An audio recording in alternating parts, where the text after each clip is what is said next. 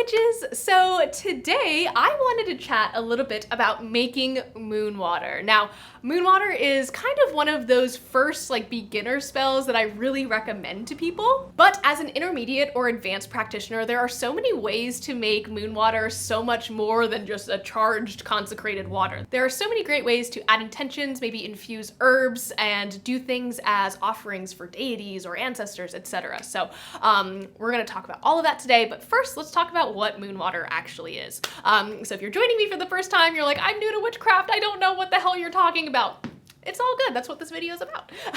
So moon water is consecrated water used in magical workings for a variety of reasons, including, but not limited to, cleansing, protecting, blessing, healing, and charging with energy. A lot of times I see people kind of comparing this to either Florida water or straight up holy water from Christianity. So it's kind of a consecrated or blessed water that can be used in a variety of ways.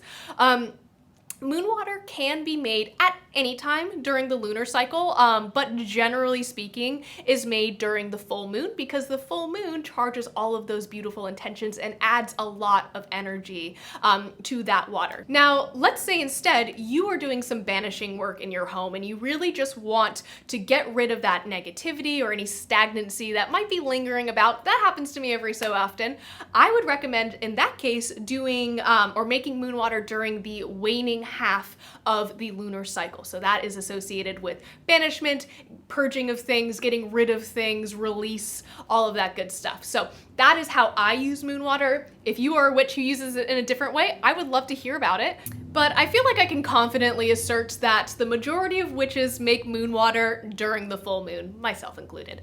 Now, how do we make it? So the first thing you're gonna need is a clear vessel of some kind. Now, I personally prefer a glass jar. There's a lot of reasons that glass is really great for witchcraft, especially when you're talking about herbalism. Some herbs are caustic and can literally break down plastic. So if you don't have glass jars around your herbs, usually if it's stuff that you can find at the grocery store, you're probably gonna be fine. But for some of those more, advanced or maybe poisonous herbs that you might be using in your practice, glass is kind of good for it. So yeah, this is me definitely enabling you to go to your local thrift store and find something fancy to make moon water in. Now, if you're like, oh my gosh, I can't have anything glass, that is gonna be drawing too much attention to me, or if you're like me and just break glass a lot, totally get it. You can definitely use plastic as well, if that is just more accessible to you, as long as it is clear and moonlight can filter through it. I have literally made moon water by chucking a bottle of Aquafina outside, and just being please charge my water. And the witch council hasn't come and demanded back my witch's license yet or anything like that. So if that is what you can do, perfectly fine. And if anyone else tells you differently, send them my way because we'll have some words. Step number 2, you're gonna get yourself some water. I know, shocking, truly. But there are different ways that you can go about this. So the number one thing that I recommend actually is using natural sources of water. So as witches, it just makes me feel more grounded, more connected to the planet.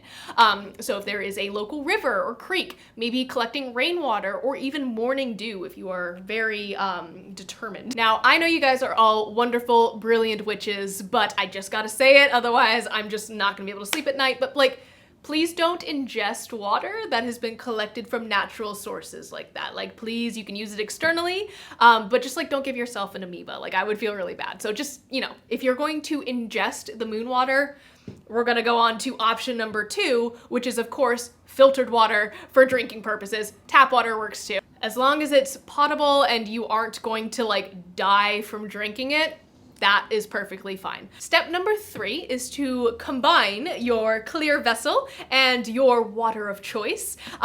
You're gonna put the water in the jar and then place your water in the moonlight. It is super simple. Now, when I was first studying witchcraft, the books that I read were very adamant that you had to place it outside and it had to be at a certain place, and it was very stressful. But I personally believe that if you can't do that, I like to put things outside. That's just me. If you can't, a beautiful windowsill will absolutely work. As long as moonlight can at some point filter through during the evening. As a reminder, our planet and the moon both move around each other and rotate and all of that good stuff.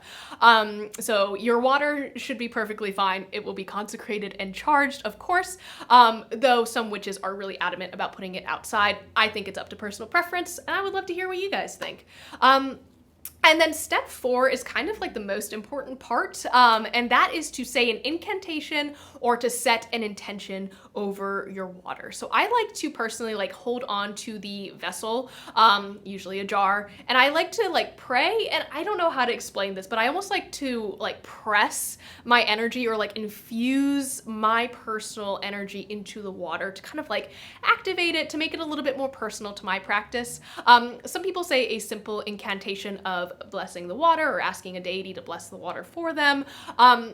There are many ways to do it, and it kind of is up to your individual practice, but I encourage you to write something personal for yourself or to follow along with a blessing ritual from your chosen religion. So whatever that looks like for you, beautiful, wonderful. You have just made Moonwater. Excellent. So now we know what Moonwater is and we know how to make it. Let's talk about how to use it. So primarily I use Moonwater for cleansing and consecration. So that could be for any new items that I'm bringing into my practice.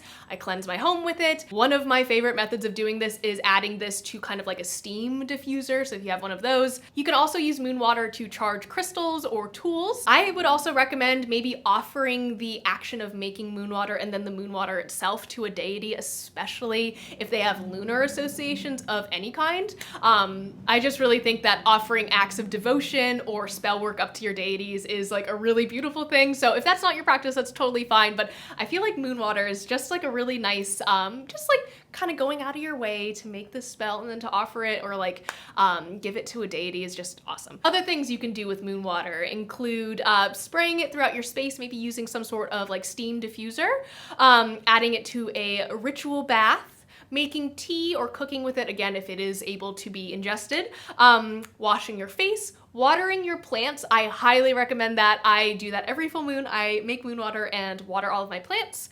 And then you can use Moonwater to like draw sigils throughout your house, and when it'll stay there like energetically, but when the water dries, it'll be invisible. So it's just kind of like a trick for warding or maybe just like bringing in certain energies into your home.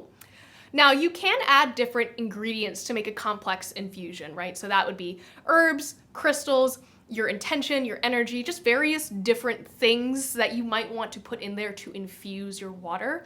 I encourage it. It's kind of like a magical little tea, which I think is fun. I really enjoy doing Moonwater infusions for use in spell work, and maybe that kind of dates back to me being that kid who would like make potions in the sink, but it heals my inner child and I really encourage you to try it. So that is kind of my take on Moonwater, making Moonwater, what it is, and just some ideas for how you could practice with it. I would love to hear your uses for it because I just like learned so much from you guys. Oh my gosh. So hopefully this was helpful, and if you are new to witchcraft, this is a great first working to do.